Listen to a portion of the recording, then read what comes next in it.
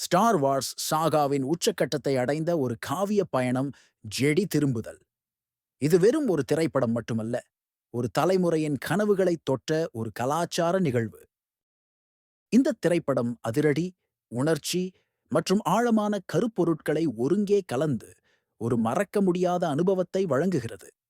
இது அசல் முத்தொகுப்பின் உணர்வுபூர்வமான முடிவாக அமைந்தது.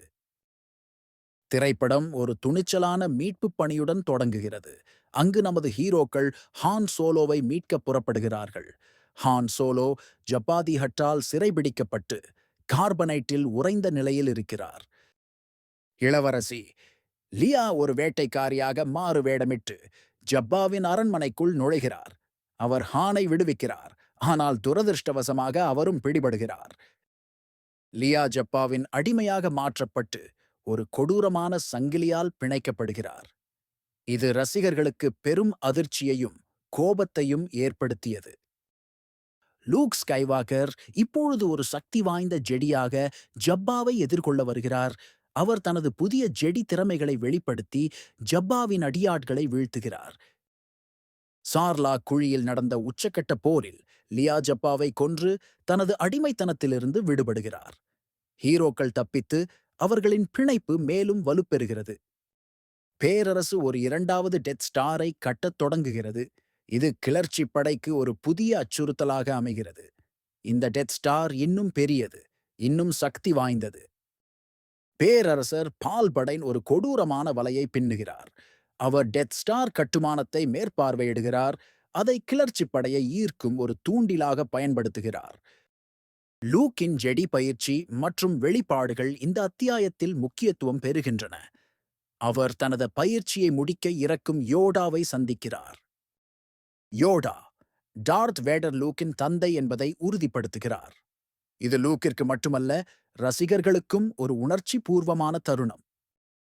யோடா லியா லூக்கின் சகோதரி என்பதையும் வெளிப்படுத்துகிறார். இந்த அதிர்ச்சியூட்டும் உண்மை லூக்கின் தலையில் ஒரு பெரிய சுமையாக அமைகிறது. லூக் தனது விதியின் பாரத்துடன் புறப்படுகிறார், தனது குடும்பத்தின் ரகசியங்களை சுமந்து செல்கிறார். இது அவரது பயணத்தில் ஒரு திருப்பு முனையாக அமைகிறது. கிளர்ச்சி படை டெத் ஸ்டாரின் கேடய ஜெனரேட்டரை அழிக்க ஒரு தாக்குதலை தொடங்குகிறது. இந்த ஜெனரேட்டர் எண்டோர் வனநிலவில் அமைந்துள்ளது. ஹான், லியா, லூக் மற்றும் சூபாக்கா தலைமையிலான ஒரு தரைப்படை குழு எண்டோருக்கு அனுப்பப்படுகிறது. அவர்களின் நோக்கம் கேடய ஜெனரேட்டரை செயலிழக்கச் செய்வது. அவர்கள் எவோக்ஸ் என்ற சிறிய ரோமங்கள் நிறைந்த உயிரினங்களை சந்திக்கிறார்கள். ஆரம்பத்தில் ஒருவருக்கொருவர் சந்தேகப்பட்டாலும் அவர்கள் விரைவில் கூட்டணி அமைக்கிறார்கள். எவோக்ஸ் கிளர்ச்சி படையின் முக்கியமான கூட்டாளிகளாக மாறுகிறார்கள். அவர்களின் பழமையான ஆயுதங்களும் வன அறிவும் பேரரசுக்கு எதிராக ஒரு பெரிய நன்மையாக அமைகிறது.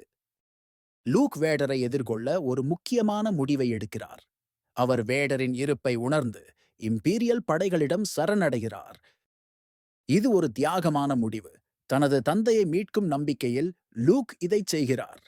இது அவரது ஜெடி பாதையின் உச்சக்கட்டத்தை குறிக்கிறது. லூக் வேடரை எதிர்கொள்கிறார், அவரை மீட்க முயற்சிக்கிறார். அவர் தனது தந்தையின் உள்ளே இருக்கும் நல்லதை வெளிக்கொணர போராடுகிறார். வேடர் லூக்கை பேரரசர் பால்படைனிடம் அழைத்துச் செல்கிறார். பால்படைன் லூக்கை இருண்ட பக்கத்திற்கு மாற்ற முயற்சிக்கிறார். பால்படைன் லூக்கின் கோபத்தை தூண்டி அவரை இருண்ட பக்கத்திற்கு இழுக்க பல தந்திரங்களை பயன்படுத்துகிறார். இது ஒரு மனோதத்துவ போராக அமைகிறது. லூக் மற்றும் வேடருக்கு இடையே ஒரு கடுமையான லைட் சேபர் சண்டை நடக்கிறது. இது உணர்ச்சி பூர்வமான மற்றும் சக்தி வாய்ந்த ஒரு மோதலாக அமைகிறது. லூக் வேடரை கொல்ல மறுக்கிறார், தூண்டப்பட்டாலும் கூட அவர் தனது தந்தையின் உள்ளே இருக்கும் நல்லதை நம்புகிறார். பால்படைன் லூக்கை ஃபோர்ஸ் மின்னலால் தாக்குகிறார். இது லூக்கிற்கு பெரும் வலியையும் ஆபத்தையும் ஏற்படுத்துகிறது. வேடரின் இறுதி மீட்புச் செயல் இங்கே நிகழ்கிறது. அவர் பேரரசருக்கு எதிராக திரும்பி பால்படைனை அழிக்கிறார். இந்த செயலில் வேடர் மரண காயமடைகிறார். அவர் தனது மகனை காப்பாற்றி தனது பாவங்களுக்கு பிராயச்சித்தம் தேடுகிறார். எவோக்ஸ் உதவியுடன் கிளர்ச்சி படை கேடய ஜெனரேட்டரை அழிக்கிறது. இது டெத் ஸ்டாரை தாக்குவதற்கு வழிவகுக்கிறது. லாண்டோ கால்ரிஷியன் மற்றும் வெட்ஜ் ஆண்டில்லஸ் டெத் ஸ்டார் மீதான தாக்குதலை வழிநடத்துகிறார்கள். அவர்கள் உள்ளே இருந்து டெத் ஸ்டாரை அழிக்க திட்டமிடுகிறார்கள். இரண்டாவது, டெத் ஸ்டார் உள்ளே இருந்து அழிக்கப்படுகிறது. இது பேரரசின் வீழ்ச்சியையும் கிளர்ச்சிப் படையின் வெற்றியையும் குறிக்கிறது. பேரரசு சரிந்து விண்மீன் முழுவதும் கொண்டாட்டங்கள் வெடிக்கின்றன. இது சுதந்திரத்தின் ஒரு புதிய சகாப்தத்தின் தொடக்கத்தை குறிக்கிறது. லூக் வேடரின் உடலுடன் டெத் ஸ்டாரில் இருந்து தப்பிக்கிறார்.